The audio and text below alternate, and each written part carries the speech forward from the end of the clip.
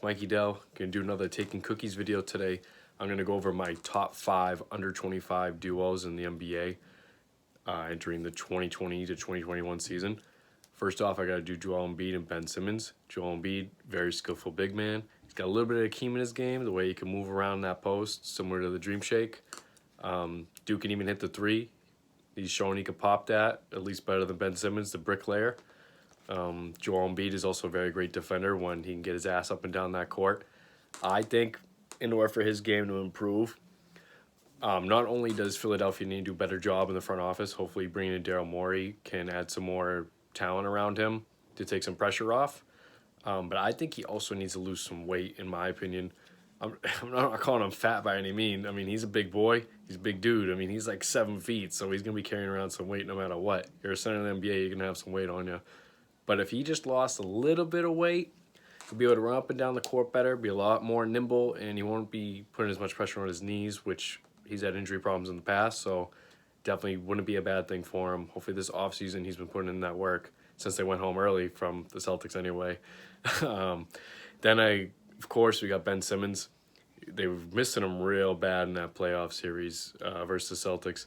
But he's one of the best all-around players in the league. He reminds me of a lot of LeBron James, which is a big dude who can run the point whenever he wants, as well as guard anybody on the floor at any given time. Ben Simmons is a very underrated defender, one of the best in the league already at such a young age. But he's just a bricklayer. Dude needs to add that three-point shot. He's shown he can hit the mid-range and from the foul line, but once he adds that three and he makes the defense put some respect on his name, then he'll be a legitimate star. He's already made all-star teams without that three-point shot, and if he adds it, my God, it's just going to be deadly. So moving on, I got the Nuggets dynamic duo in Jokic and Murray. I mean, Murray's Dino Dong. I mean, it helps him not only off the court, but on and off the court, that dude gets it done, I guess, you know? He's just a baller. The dude showed he absolutely is fearless in the playoffs, just making crazy play after crazy play, going on an insane run, especially in that Jazz series with him and Mitchell squaring off. And he could just score really from anywhere. His biggest thing is going to need to be improving on the defense because he is a little bit undersized, so it's going to be a big challenge for him. And Jokic, he's just a great all-around player. He could shoot, he could pass, he could play D, he could rebound. Dude's a walking triple-double. He even lost the weight during the NBA quarantine, which helped him tremendously. Again, sometimes it's good to lose a little bit of weight, you know, get that fat off your body, take the pressure off the knees, especially when you're that big of a dude running up and down the court every night. He's not very athletic, but he is very skillful. He can literally do everything out on the floor. It's amazing how the Nuggets can run the offense to him. And then I have next up the Pelicans. They got such a nice duo there with Zion and Ingram. They almost made a playoff push, and Zion didn't even play the full season. Like, this year is just going to be exciting to watch. They play the full season together, and they have such a great supporting cast. Their GM has done such a great job in rebuilding that team after the Anthony Davis trade.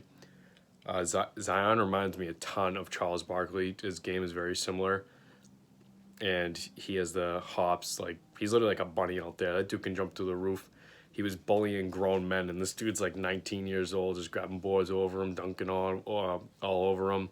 They absolutely cannot stop him inside. So, again, once he starts to refine his game some more, he lost a little bit of weight too during the quarantine, which was tremendous for him because that was a big concern. Kind of like how Sir Charles was eating McDonald's during the games. Zion wasn't doing that, but he just looked a little hefty. He needed to lose that weight. But he lost that weight, looked good. Needs to get his shot going, but he's so young, has so much raw talent. He's going to be a great prospect for years.